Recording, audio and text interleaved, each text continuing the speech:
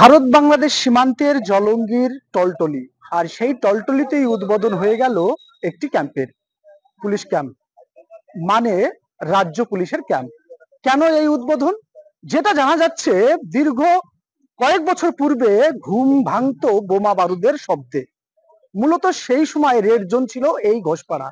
তখন থেকেই পুলিশ একটি চিন্তা ভাবনা নিয়েছিল সেখানে ক্যাম্প বসাবে। তেমন করেই ছিল কয়েকজন পুলিশ অফিসার এই এলাকায় টহলদারি চালাতো। তাতে অনেকটা ক্রাইম কমেছিল, তবে সম্পূর্ণ নির্মূল করা গিয়েছিল না, কেননা সেই সব পুলিশদের থাকার সুব্যবস্থা ছিল না। এবার সেই জায়গায় দাঁড়িয়ে দেখা গেল এক নতুন এসপিআই এসেছেন এই জেলায়, কুমার সানি রাজ। তিনি আসার পর থেকেই তৈরি করা হয়েছে নতুন বিল্ডিং। পঞ্চায়েত সমিতির উদ্যোগে তৈরি হয়েছে এই নতুন বিল্ডিং, আর সেখানেই থাকবে আগামী দিনের একটি অফিসার, কয়েকজন সিভিক ভলেন্টিয়ার্স, কয়েকজন কনস্টেবল। তাদের নিয়েই চলবে এই পুলিশ ক্যাম্প, এমনটাই জানিয়েছেন মুর্শিদাবাদ জেলা পুলিশের সুপার।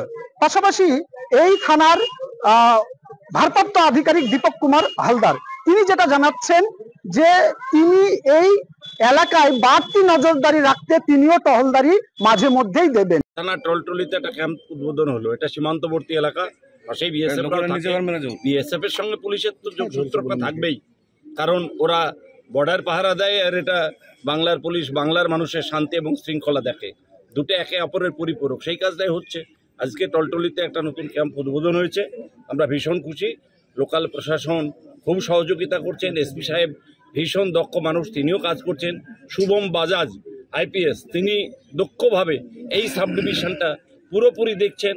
যে ওসি আছে, তিনিও ভালো কাজ করছেন। জলঙ্গি আমাদের প্রশাসনের পঞ্চায়েত সমিতি এমএলএ সাহেব আব্দুর রাজ্জাক সাহেব ভালো কাজ করছে। সকলে মিলেমিশে আমরা চাইছি আমাদের এই সীমান্তবর্তী জলঙ্গি থানা ভালো থাক, শান্তিপূর্ণ থাক, মানুষ সুস্থ থাক, এটাই আমাদের কাম্য।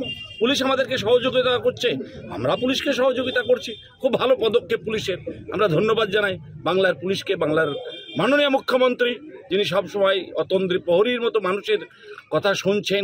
যে তলতলি পুলিশ ক্যাম্প নতুন করে ইনগ্রেট হলো, তো এর আগে এখানে একটা মেকশিফট রকম অ্যারেঞ্জমেন্ট ছিল, একটা মেডিকেল বিল্ডিংয়ে চলছিল।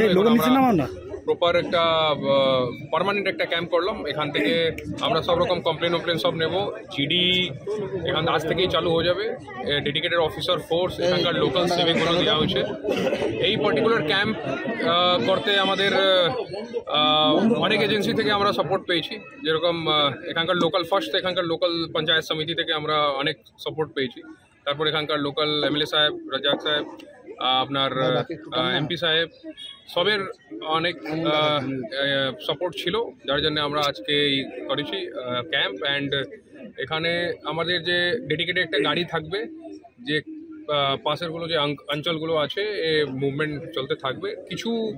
কিছু বছর আগে একটা ছিল, একটা ডিস্টার্ব ছিল এই এরিয়া, কিছু বড় বড় ঘটনা হয়েছে, বাট অ্যাট প্রেজেন্ট এখানকার যে লোকাল পাবলিক খুব সাপোর্টিভ আছে। আমাদের রিসেন্টলি কোনো বড় সড়ো কিছু হয়নি, তো সিচুয়েশন এরকমই থেকে যায়।